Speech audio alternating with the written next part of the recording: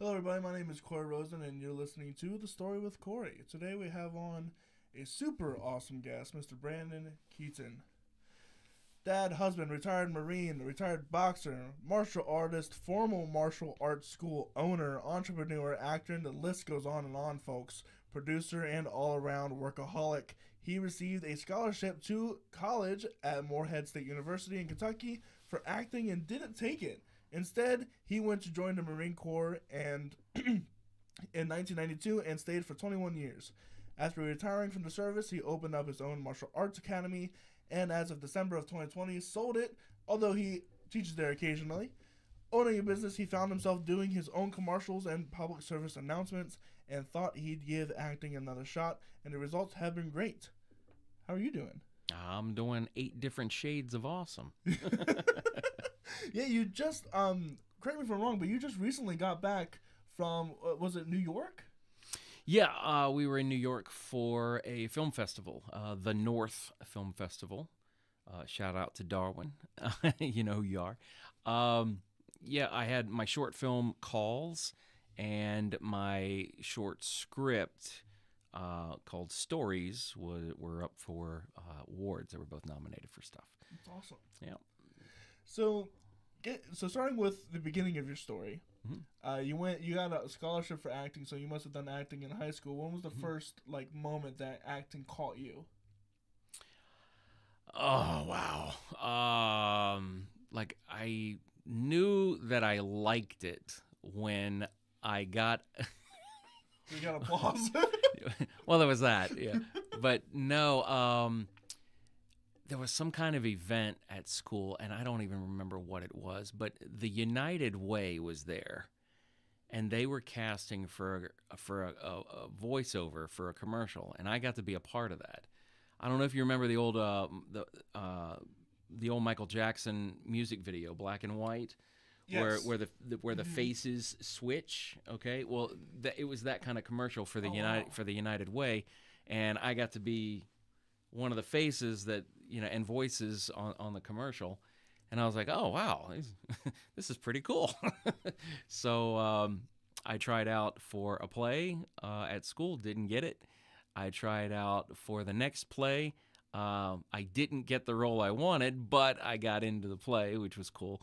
And like 3 months after the play, we were at an acting tournament down in Morehead State University. How does that work? Yeah, there was a tournament for acting.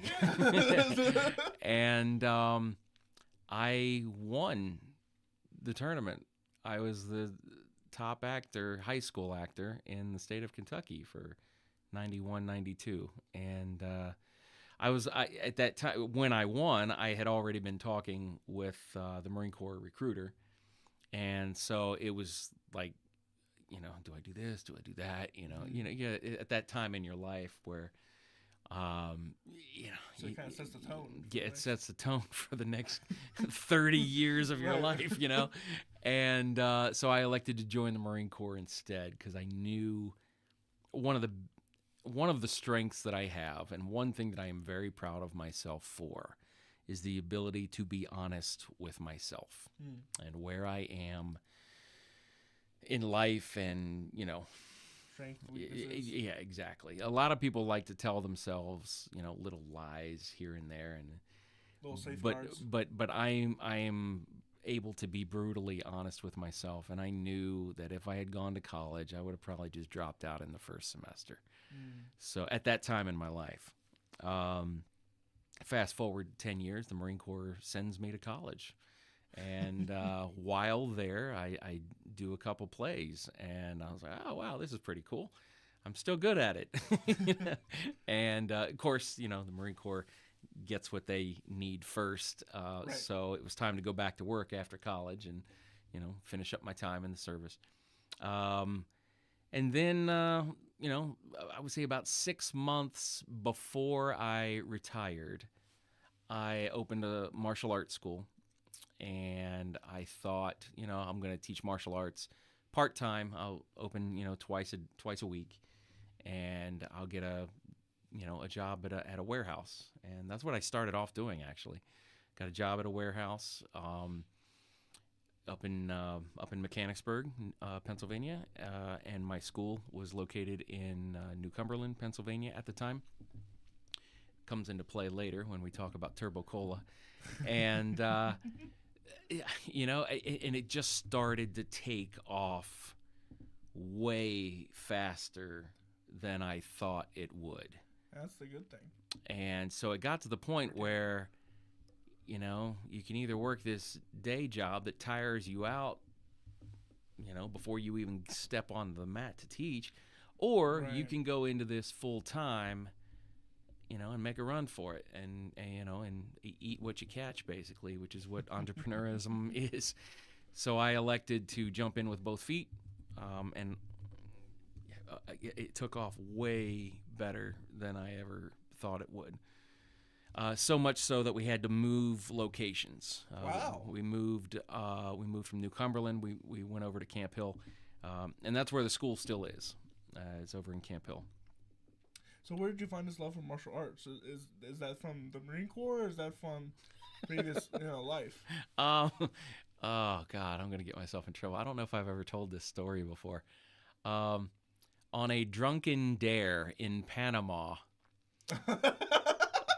when I was in the Marine Corps, it was my first duty station was Panama. On a drunken dare, I signed up for to go box against the other services. So I signed up. I forget about it, and then we get a notification. Okay, Brandon, you're gonna fight next weekend. I was like, what? wait, what?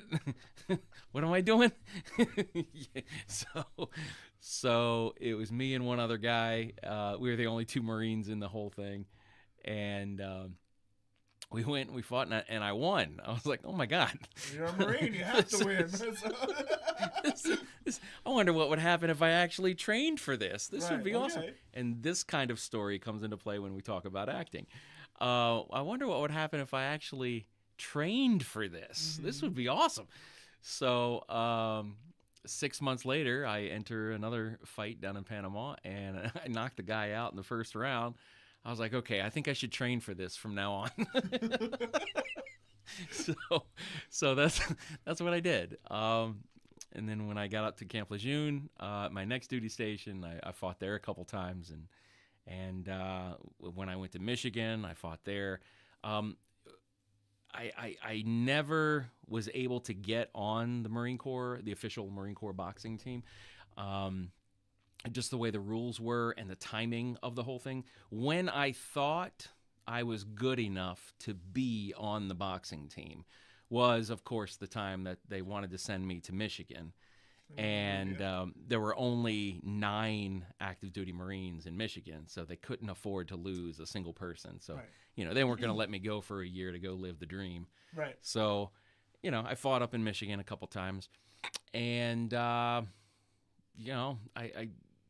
I got college. I fought on my college team. I was 30 years old by then. Fighting 20-year-old kids, who had already been doing it for 12 years. Right. They're So I fought on the college team and at Miami University. Go Redhawks. And then, I went back to Camp Lejeune, lived the officer life, went to Iraq, served overseas. Did and you do combat there? We were shot at by some rockets a couple times, but they never hit shit, So it's not like I was in heavy, it's not like I was in heavy fighting or anything. It's just like, the alarm would go off and be like, oh, all right, well, keep working, boys. They're not going to hit anything tonight either. That's crazy. I don't think that's like some of the mental fortitude that I wish I could have. I really wish. Some part of me really wishes I went into the military. They wouldn't accept me because I've got ADHD and I have to have medicine for it. And at least that's what they told me. And because one of the things I highly respect about most people in the military is that they are like driven people. Like once you get an idea in their head that they can do it, it's done almost. Especially in my like the American Marines, you know what I mean? I wish I could sometimes turn that part off. Really? Yeah. Why? Because I find myself working really hard. And every now and then I would just burn out. Like to take a break and so yeah, I mean, and so I went into owning a business basically as a Marine Corps operation. I that's how I ran my business, was like a Marine unit. I was nicer about things because you're dealing with kids and parents, Right. But be a drill sergeant there. But structurally, I had me as the CO, and I had my instructors, and I loved being the neighborhood dad. If you're a coach of any kind, then you know what I'm talking about. Just seeing and this happened on a couple of occasions, and it just made me really sad. Parents would bring me their kid, and in front of their kid, as they're signing their kid up, it's like, well, he's not really athletic, he's not really outgoing, he's not really this or that. Like downplaying the kid. 9 months later, with a little encouragement and a little hard work, this kid's a national champion. It is absolutely insane to me because I used to teach kids how to swim. Yep. And same exact thing here. Oh, they're this, it's that, it's this, it's that. Yep. And it's like, like I get, like having expectations of yourself on your kid. But to like discourage your kid and it's like say that in front of them. Yeah. Even. Well, I think part of that is coming from a place of love. You love your kid. Yeah, sure. No, but you're often sometimes, when it comes to outside activities, sometimes you're too close to your kid to see. It's like when you write something, always get a second or third set of eyes on it, so because you're not going to see your mistakes. Right. You're not going to see the misspellings. You're not going to see, oh, there's another, I rewrote that paragraph twice. Oh, man. So you're not, because you're so close to your kids, sometimes you can't see certain things. Well, not necessarily flaws, but you can't see sometimes a coachable moment. Okay. And I think that's what the benefit of getting your kids into athletics, and specifically martial arts, of course, but I think that's one of the benefits of getting them to do, athletic activities. No, I totally agree, especially when, a kid, because in athletics, you have to go for it. Yeah. Or else you don't get it. Yeah. It's something you have to do. Also, and this will come into play later in the conversation, I think it was a healthy transition for me. A lot of Marines, 75% of Marines who do 20 years get out of the service and they go into some kind of a depression. It's hard to transition back to a civilian. And most of that has to do with your language and how you talk to people. Really? Yes. Explain. Which is another reason why I love acting. Because in the military, I owe it to you to be blunt, in your face, honest with how you're performing. Because if I'm not, you're going to get promoted to a position that you're not qualified for. And then things happen. If you find yourself in a combat situation, because I, coddled you, bad things are going to happen, and it's going to affect more than just you. So in the military, you're very direct, and especially in the Marine Corps, you're very direct with how you're performing. And on the other side of the coin, you owe it to me to be direct with me about, certain things. And so it's a very no nonsense. Just tell me the facts, Just straight and concise. Exactly. And Civilians don't do that. No, we don't. We like to beat around the Civilians bush. talk different. So for me, getting out and being a coach where it is expected that I am direct with your performance, then, that helped me transition a little bit. Not to say it was perfect by any stretch of the imagination. I was still, I still went into a little bit of a depression for a while.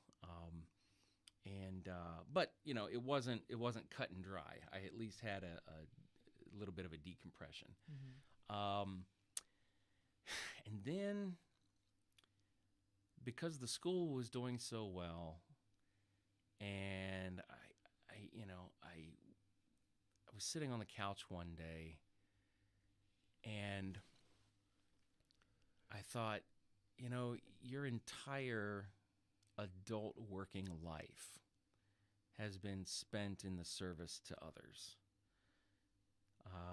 Why don't you do something completely selfish for a while?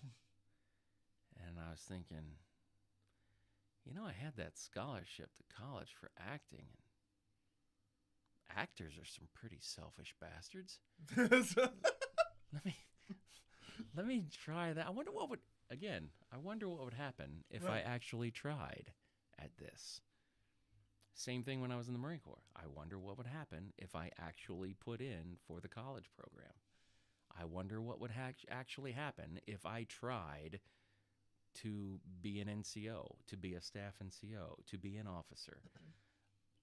I wonder what would happen if I actually tried at being an actor and getting into film and television. So I got some headshots, and 3 months later, I was the Scott's Lawn Care guy. I was doing the Scott's Lawn Care online commercial. And then and then I saw it, and I was that guy for like 2 months, and then I saw their Super Bowl ad that came out the following month. So November and December, I was the Scott's Lawn Care guy. In January, I saw the money that they didn't give me, and I saw John Travolta in the commercial. I was like, oh, okay. I was the placeholder. I get it. But I did the Scott's Lawn Care commercial. 3 months after that, I was executive producing and had a small role in my first feature film, Turbo Cola, which is available now wherever you go to watch movies except for Netflix. Darn. So from that, where do you go? After Turbo Cola? After Turbo Cola. So, oh my gosh. So I got to give you the ride of Turbo Cola. So Turbo Cola, this is how we sold the movie. Okay. So we told our actors, and because it's one thing to be able to act, which our actors were absolutely phenomenal. It's another thing to be able to put up with crappy conditions. Yes. And so, being the Marine that I was, and the truthful, honest guy that Luke was, the director, we flat out, we told everybody, cast and crew alike, look, this is going to suck. This was our sales pitch. Right. This is going to suck. You're not going to get paid a lot of money because we don't have the budget for it. The food's going to suck. The accommodations are going to suck. We'll probably get blizzarded in because we're filming in December, which we did. Where at? We were blizzarded into the hotel. Where? We were snowed in the hotel. Down on 83 at the Boomerang. Oh, really? Yeah. Wow. We were snowed in for a night. But we still got some footage. And because we were in the hotel. And if you watch Turbo Cola, the backroom scene and the bathroom scene and where he's climbing out of the dumpster were all done actually at the hotel. It was not done at the gas station. So we finish filming. So let me try to go back here. I went into Turbo Cola thinking, okay, this is basically going to be my film school. I'm going to learn how to do it from this movie. And hearing all the horror stories that you hear about independent film, I didn't even think we were going to finish the daggone thing. I didn't think we were going to finish Turbo Cola. And then right around day 7, I was like, oh my God, we're going to finish this movie. Oh my God, this is awesome. So we finished the movie. It was a 12-day shoot, minus 1 day for the blizzard. And about 3 months later, now keep in mind, this is my first time producing anything. Sure. Okay. I had not been making emails or phone calls. I had not been doing anything that a producer is supposed to do to try to get distribution for their movie. So we finished the movie. I'm moving on to my next acting project. I'm checking in with Luke every now and then, because Luke is also the editor. And I'm checking in with him. Hey, how's it going? All right, can I get a cut? Cut of the movie. And so he brings the movie over to my house, and I'm watching this movie, and I'm like, oh, no. We made a good movie. Oh, man. I'm the weak link now as the producer. Everybody worked so hard to get this thing made. I'm watching the rough cut of it. I'm like, oh, my God. This is gold. And I haven't been doing anything. So I immediately, again, not knowing anything about how any of this works, start cold calling people and cold emailing people that I had no right to be making contact with. I mean, it was just like, I got very strongly worded emails with lots of capital letters from lots of people who I'm hoping will wait a decade before I get a chance to work with them so that they don't remember me. Right. So that was fun. I get in contact with a sales agent, Glenn Reynolds from Circus Road. I can't remember if it's Circus Road Entertainment or Circus Road. I think it's Entertainment. Anyway, Glenn Reynolds, wonderfully nice human being, wonderful, salt of the earth kind of guy. He's like, okay, I'll take your movie. I'll try to sell it for you. And we made it to the desk of Lionsgate. Wow. And Lionsgate passed on Turbo Cola. Knowing what I know now, I know why. Why? Turbo Cola is very Clerks-esque. What does that mean? If you remember Clerks, the movie Clerks. No. So the movie Clerks was Kevin Smith's first film. Jay and Silent Bob. Mm-hmm. Familiar with them? Vaguely. Oh my God, I'm so old. I'm so young. Okay, so Kevin Smith is like really, I mean, now he's really famous, but at the time, Clerks was an unknown hit at the time because much in the way of like Napoleon Dynamite just came out, came out of nowhere. It was one of those independent films. It got into it won Sundance,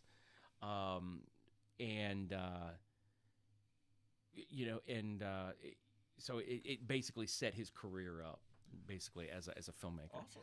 So there's a lot of similarities, a lot of homages, I should say, not similarities, to Clerks. And Lionsgate, at the time, was working on Clerks 3.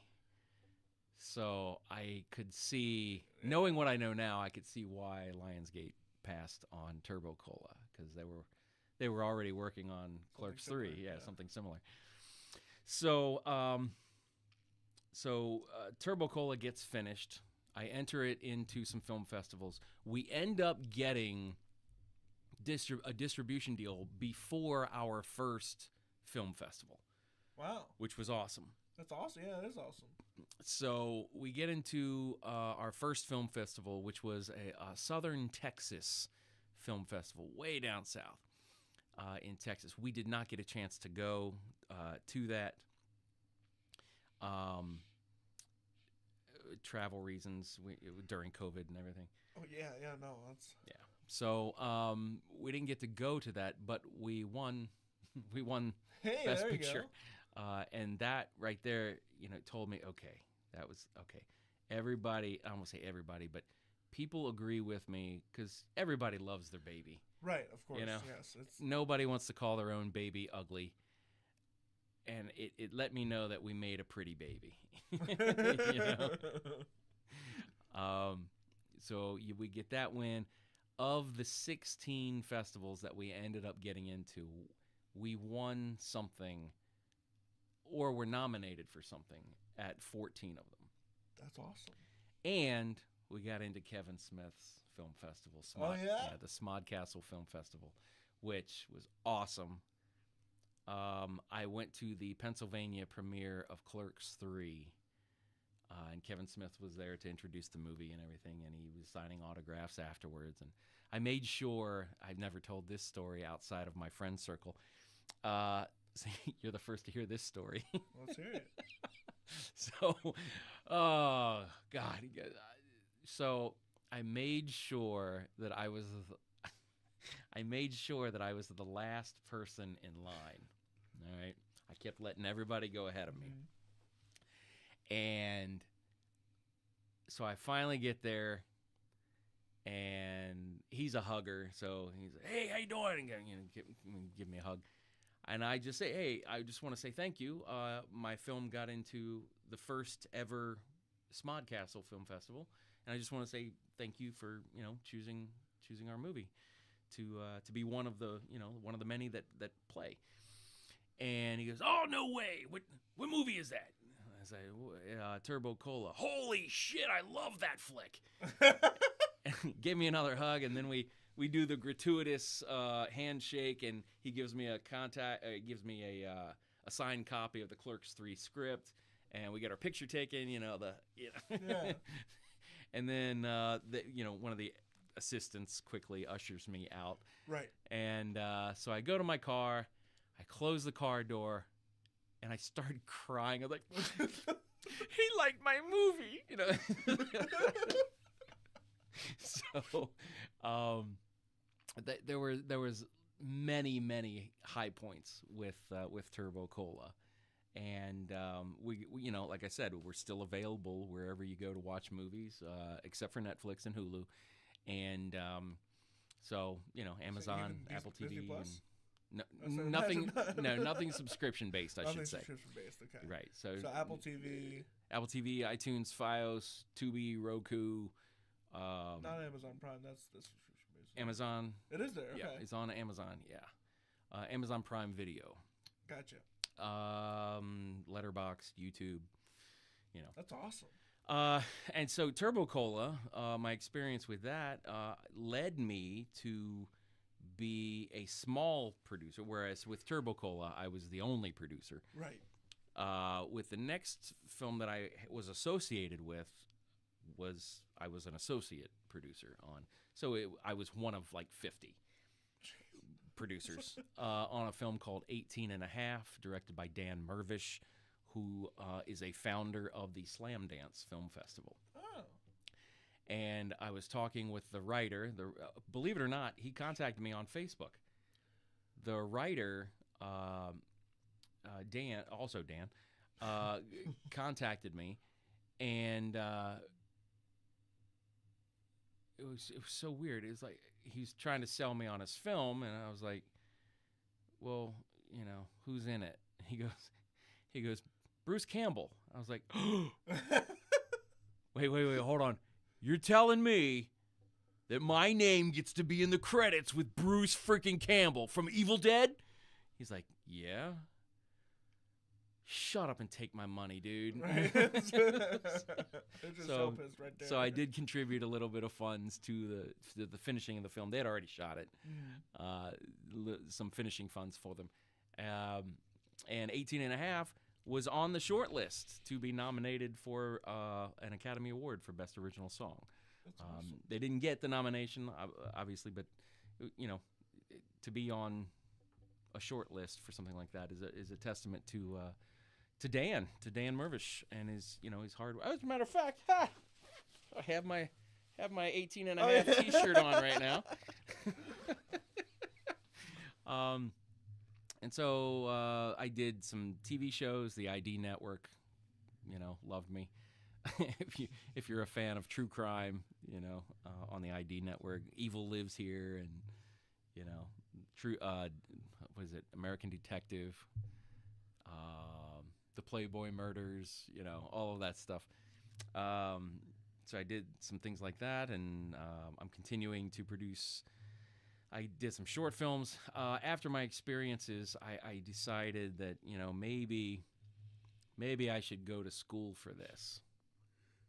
And so that's okay. You are looking right now at, I think, the oldest film student in Pennsylvania right now.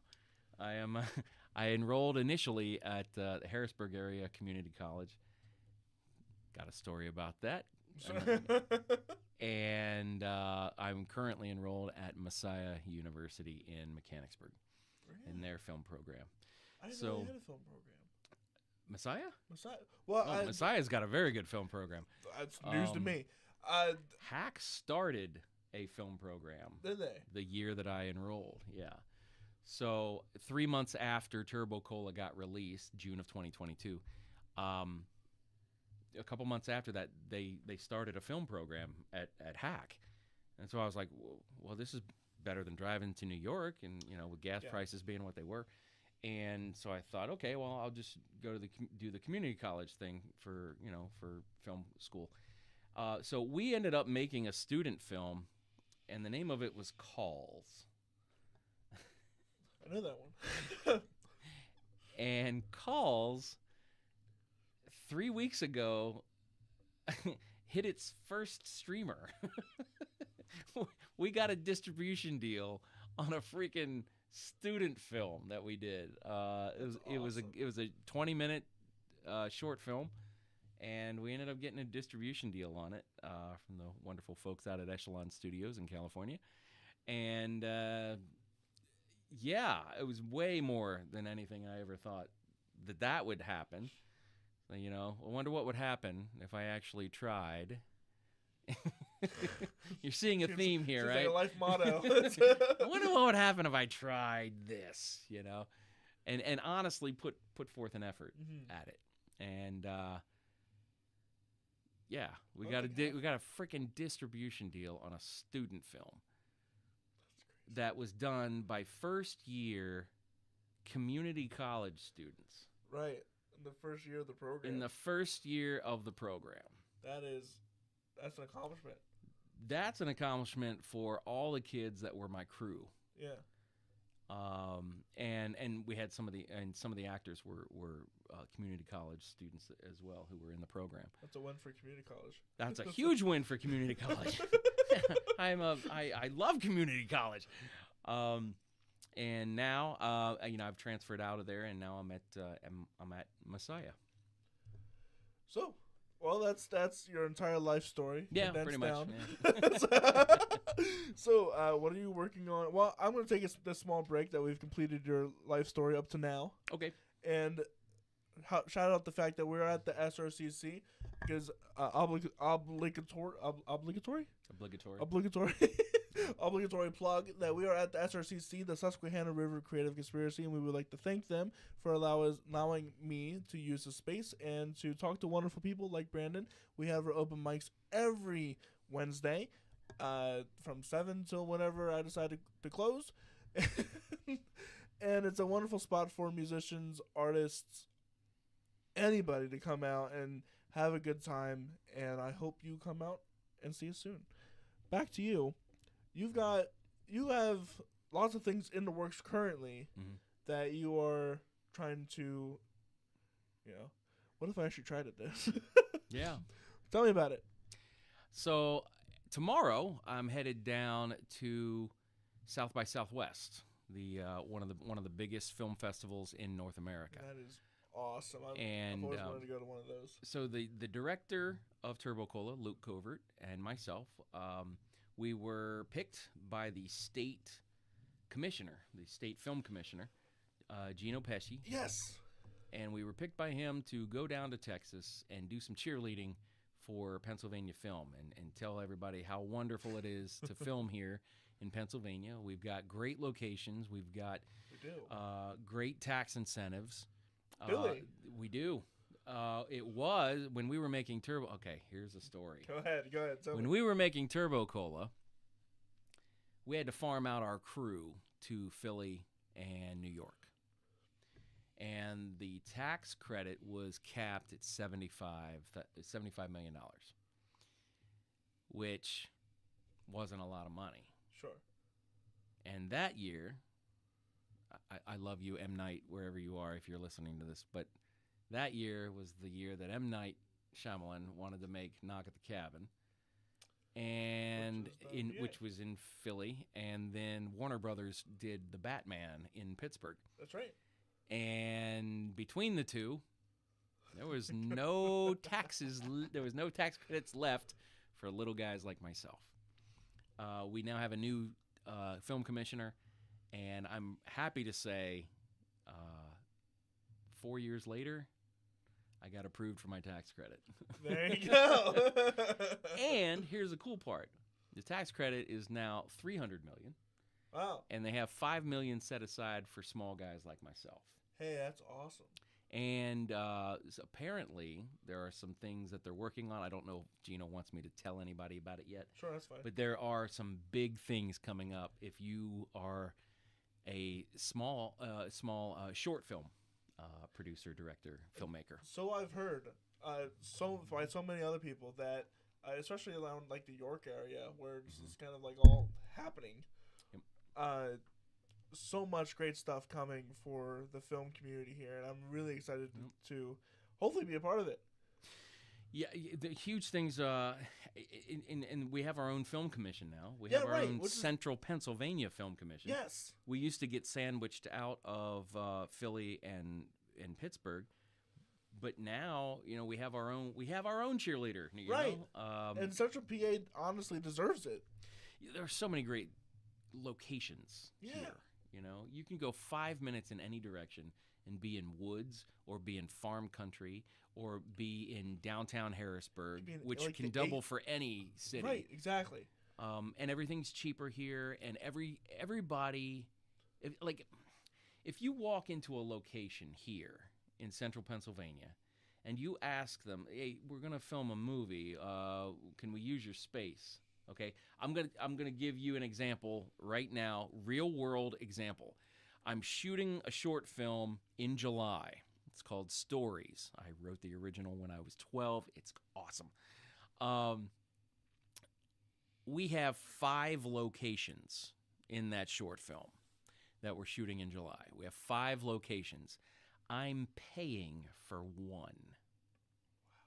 Everyone else has said, "Yeah, just come on in and film." That's awesome. I mean, come to Pennsylvania, people. No, that's serious. I mean, like, we were talking before the show, like Stoutsville. It's like perfect, like German city. You have Amish country, which could easily be, painted to be like 1800s, 1700s.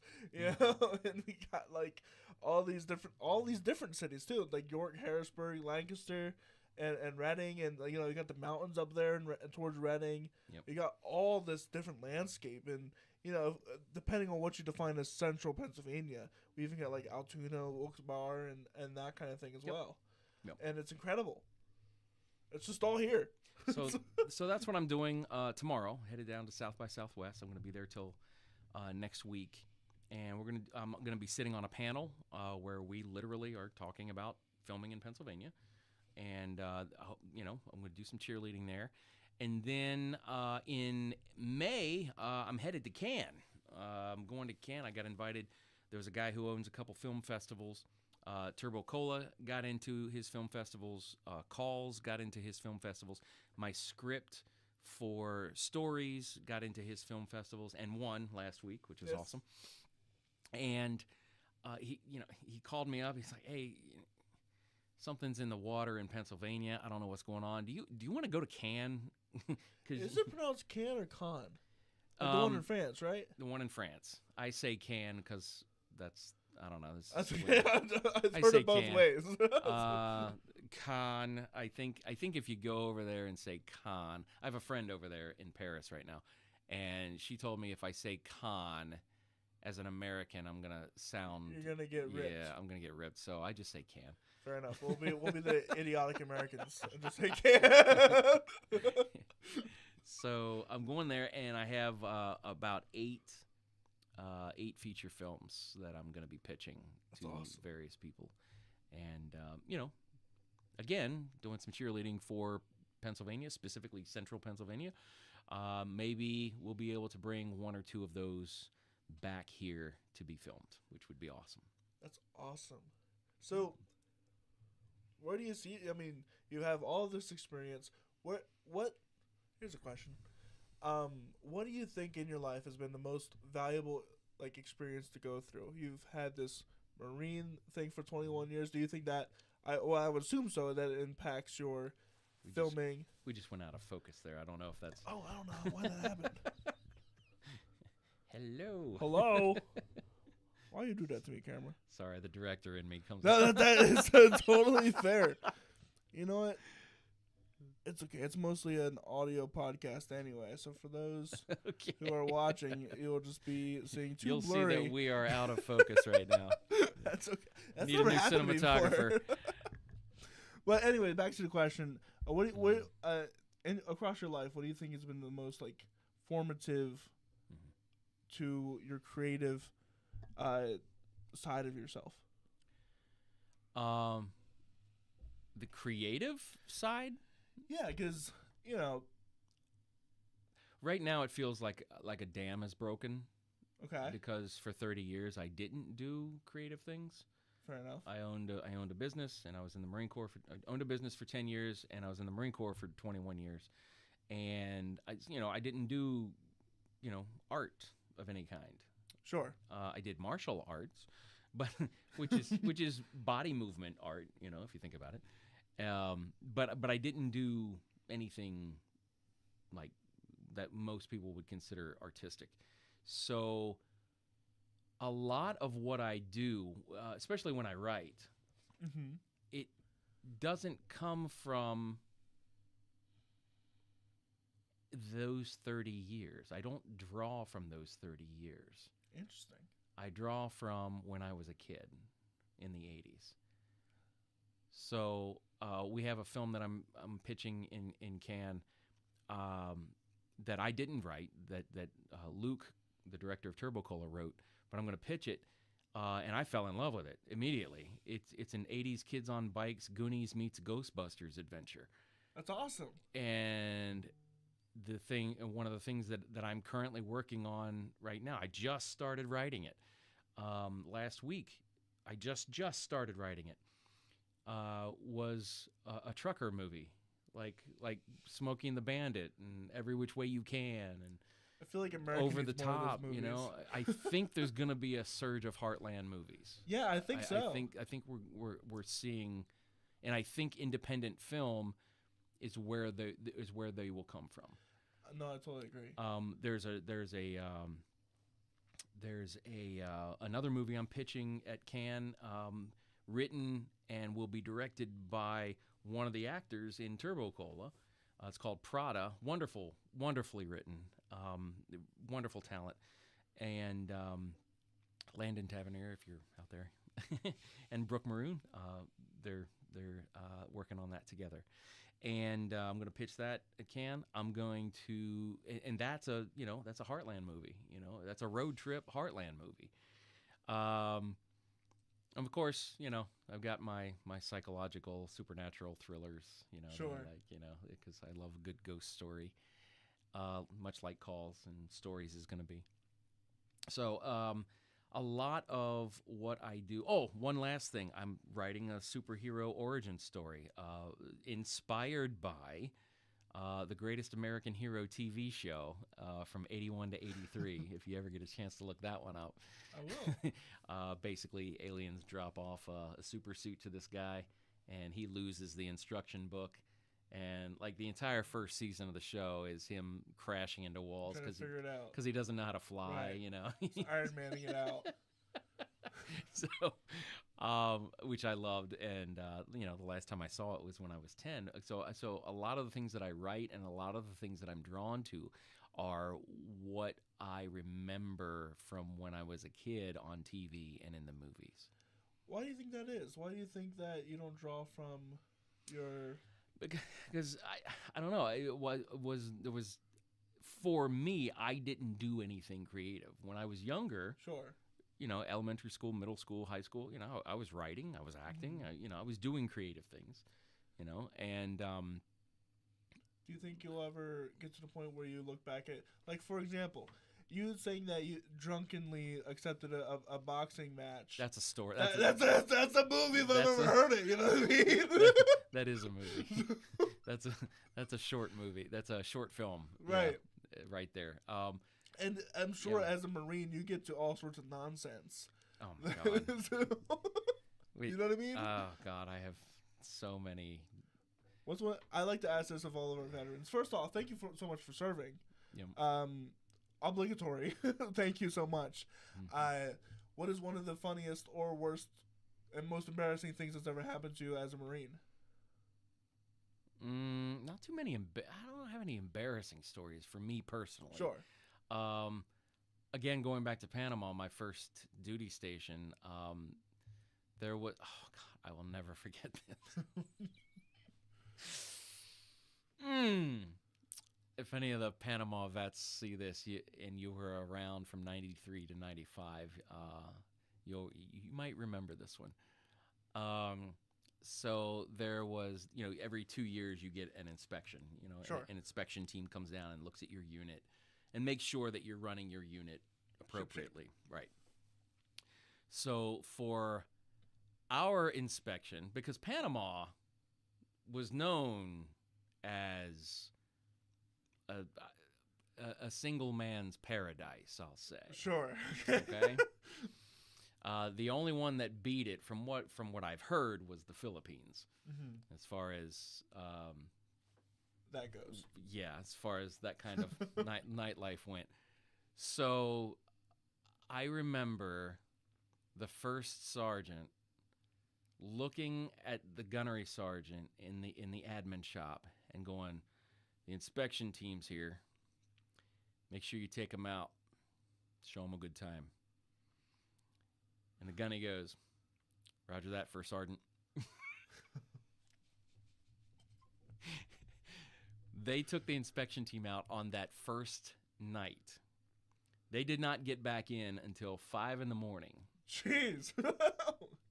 And they smelled like a brewery and all kinds of alcohol. And the first sergeant comes in the next day, looks at the gunny. "We're going to pass, right?" The gunny goes, "We're going to pass." That's awesome. Yeah. So, back to some things that you're still working on. What do you think as like an actor or director? What are some of the things you're still working on? Well, I got the superhero origin story that I'm like writing as like right now. Like techniques. Oh, techniques? Yeah. Oh God, when it comes to writing, I suck at dialogue. I feel like there's a lot of people. I can get a story. I make good stories, but getting the dialogue right. I can outline a story. Yeah, right. You know, and they're good stories. The dialogue and getting people to say not what words they on the paper. Well, getting the characters to sound different on paper is hard for me. In Calls, for instance, there were originally 3 deputies, but they all sounded alike. Sure. So I got rid of one of the deputies and I made one deputy an older deputy getting ready to retire, and another one a new guy just fresh out of the academy. And that brought out the differences on paper. Because when you write something, you want your characters. You don't want your character. And a great trick that Luke taught me, again, the director of Turbo Cola, wonderful talent, is switch your names. And if it still makes sense, you're doing it wrong. Right. So if you switch the characters and they still sound the way they sound, then it's not working, and you need to switch something up. That's a good nugget. Yeah. Oh yeah. Absolutely. So I have to constantly remind myself on the writing side of things. When it comes to acting, I have quite possibly the best acting coach I think I could have ever asked for. He's actually going to be in Stories in July, so I get to work with. I get to direct my acting coach, which is awesome. Yeah. James O'Connor. If you've seen a cop show, like any cop show, that rings a bell. If you have seen a cop show, he's been on it. He's one of those actors. He's literally been on almost every cop. If it's filmed in New York, he's done it. Wow. Yeah. That's awesome. And he's one of those guys that stays connected. He knows everybody, and very friendly, not standoffish. A lot of coaches think that you have to break somebody down in order to build them back up again. I had enough of that stuff in the Marine Corps.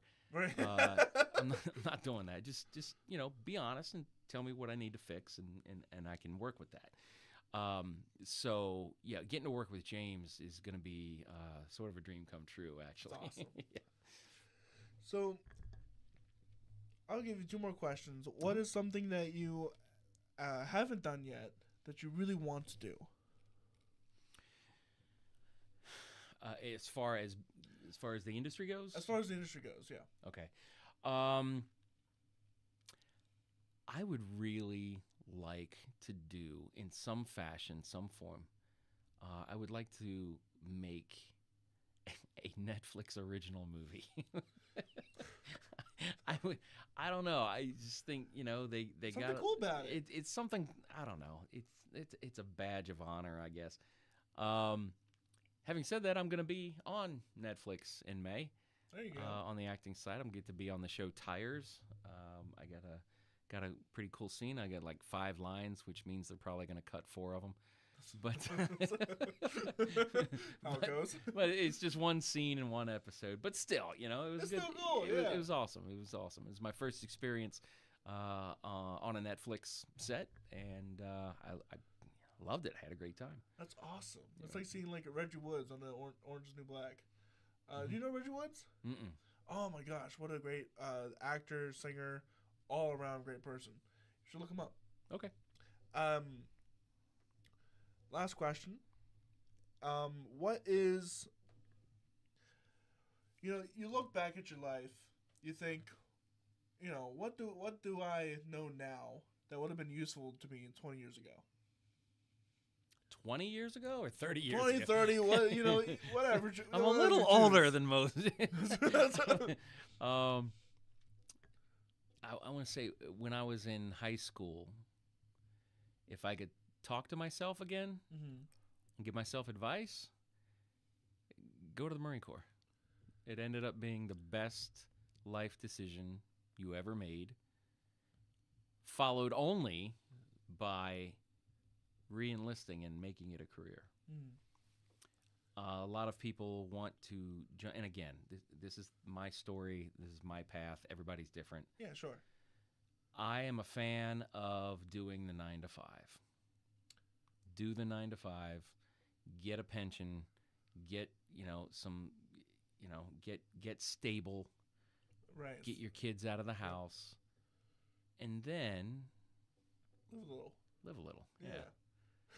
I mean, if you'd have told me 4 years ago that I would be going to Cannes pitching 8 movies, you would have laughed. What? Right, yeah. Well, first of all, I would have asked, what's Cannes? Right. I had no clue what anything was. You know, and you never know until until you try. Yeah. And that seems to be the theme. No, 100,000%. I mean, I wouldn't have started this podcast if someone didn't kick me in the butt and just say, just start. You know, I was being so particular about it. No, I was complaining to you earlier about the lighting and everything else. Yeah. And just do it. Just do it. And, you know, upgrades will come along as they come along. And well, that's how Turbo Cola got made. Right. I didn't know what I was doing. You just did it. No one on that set, with the exception of, I think, 2 people, had ever made a feature film before. And it ended up being Independent Film of the Year for 2023. It's incredible. You never know what's going to happen. There's a great video that I've watched over and over the last decade or so. It's Steve Harvey, and he's talking with the Family Feud crowd in between takes, and he's like, just jump. Mm-hmm. You never know what's going to happen until you jump. I would encourage everybody to watch that video. If you just go to YouTube, type in Steve Harvey jump. Very inspiring speech that he gave, and that seems to be the way that my life has worked out. You're going to have people tell you no. You're going to have people tell you you shouldn't do this, you shouldn't do that. You make the decision for you, you and your family. Right. Once you start having kids, things change. So, just a little bit. make sure you're doing right by your kids. 100%. But yeah, I would say I'm a fan of the 9 to 5. Do the 9 to 5. But at least once, when you've got your life set up and you're stable, go ahead and jump. Try. You never know what's going to happen. I wonder what would happen. Well, there you go. That's Brandon Keeton. Where can people find you at? I'm on Instagram at Brandon Scott Keeton. 2 T's in the Scott, 2 E's in the Keeton. And you can find me on Facebook, my YouTube channel, which is nothing right now. It's called My Third Act, because this is my third act in life. And feel free to reach out, ask questions. I love fielding questions. I'm not an expert at any of this stuff, but I can let you know what my experience has been, thus far. That's invaluable. Yep. I honestly thank you so much for coming on the show. It's always a pleasure to hear the story behind. Everyone has a story, and it's all very interesting to me. And it's interesting to hear. You come from you were going to do acting, you rejected a scholarship, you do in the military, you do martial arts, you somehow think about it, you want to go back into the acting, and you do it, and you do it successfully. Yeah. Again, I wonder what would happen if I actually tried at this. It's a good motto.